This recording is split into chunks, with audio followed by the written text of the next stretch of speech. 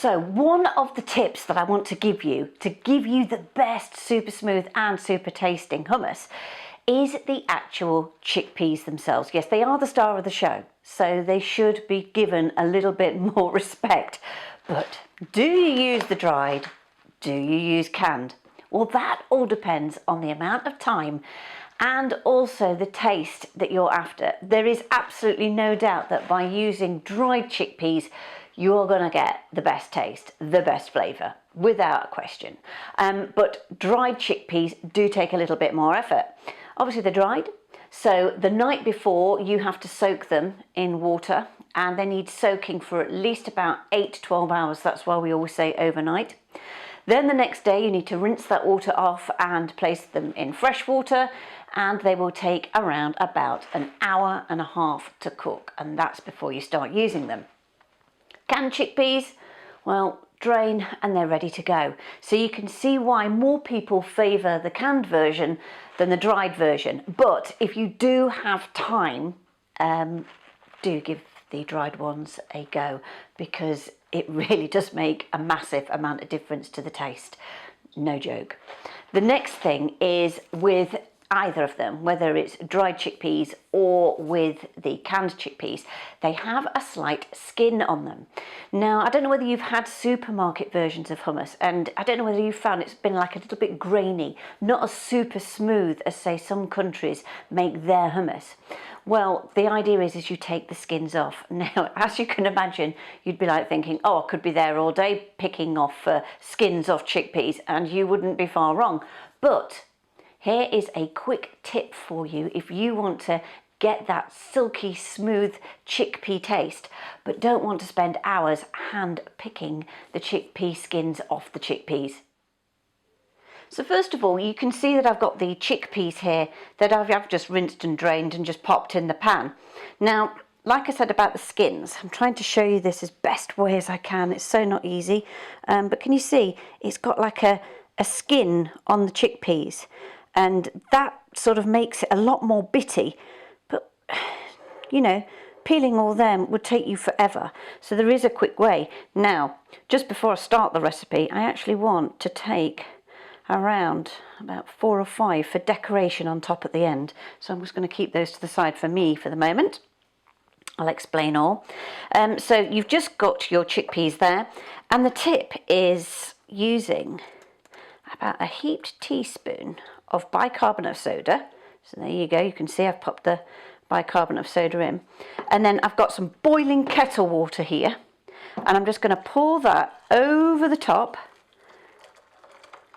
You see I've done a really good layer there, and I'm going to leave that to stand for about 15 minutes. And what will happen is when I drain it off, when I rinse that, you'll find all the little loose pieces come off, and it's a lot easier to peel them.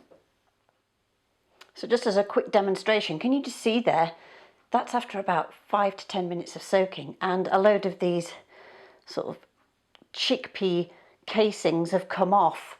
And that's really what you don't want in your chickpeas. I know this makes it a little bit more labour intensive, but if you really are looking for that super smooth flavour, then it really is the answer. So just rinsing under a little bit of cold water. And then, yes, it is a bit labour intensive, but just like, a bit like shelling peas, you can just pop the skins off. And that, my friends, is all those skins I've managed to take off the chickpeas, which I'm sure you'll agree is actually quite a lot. And so that means my chickpeas are super smooth, and hopefully my hummus will be super smooth. So now to crack on with the actual recipe. I've got a food processor here, which is absolutely invaluable for things like this. And I'm just going to put those chickpeas in, followed by 2 cloves of garlic. Now, some people only like 1 garlic clove. I'm afraid I love mine really garlicky. So that's just 2 crushed garlic cloves in there. And then what I'm going to do is I'm just going to give that a whiz up.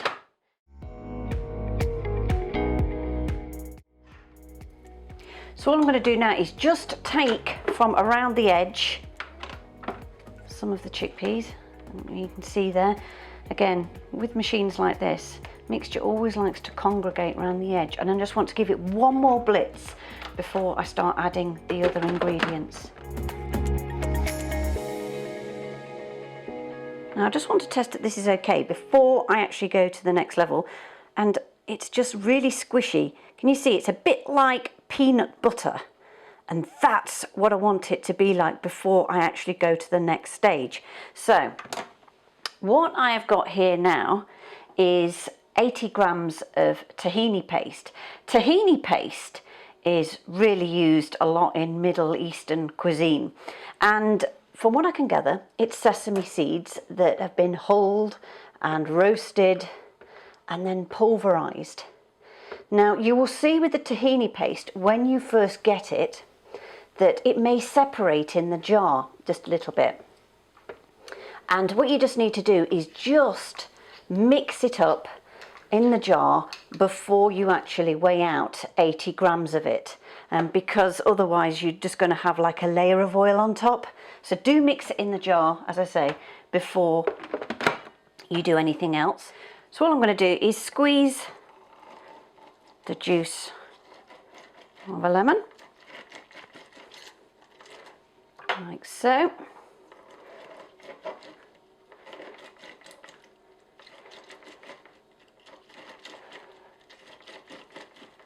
What's good about these juices is they collect all the pips and all the extra skin on top, which you don't want, into your mixture.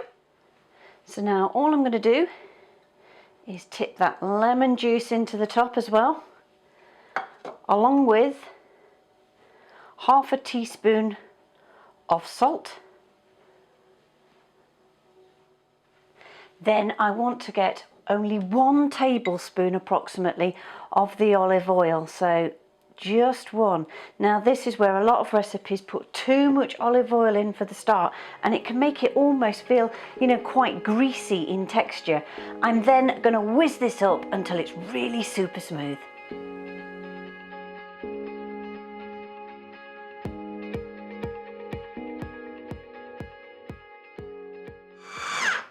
So what I want to do is just make sure that all that mixture is super smooth and that it's the consistency that I want it to be. And this is the whole thing with hummus, because everybody has their own, you know, unique consistency points. Some like it thicker, some like it smoother, some like it a lot thinner.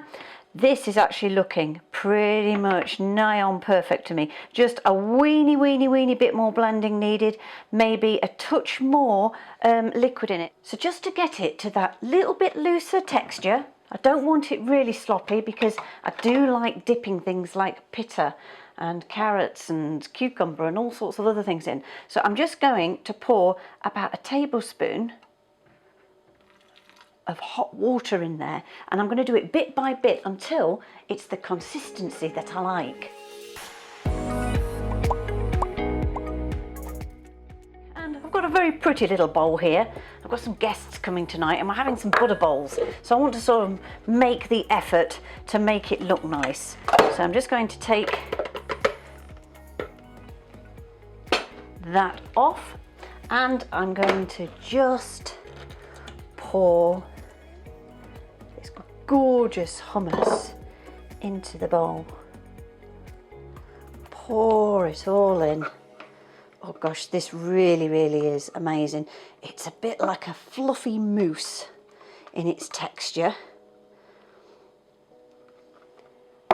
And then to finish off, just level the bowl out nicely, like that. And then you sort of make a swirly pit into the centre. And this is why I don't use all the olive oil to start off, because what I'm going to do is I'm going to now drizzle a little bit more on top. It is going to be parsley. Always thinking of the guests, you see. And then, can you remember those whole chickpeas that I took out at the beginning? Just put 5 in the centre there, just to make it look beautiful.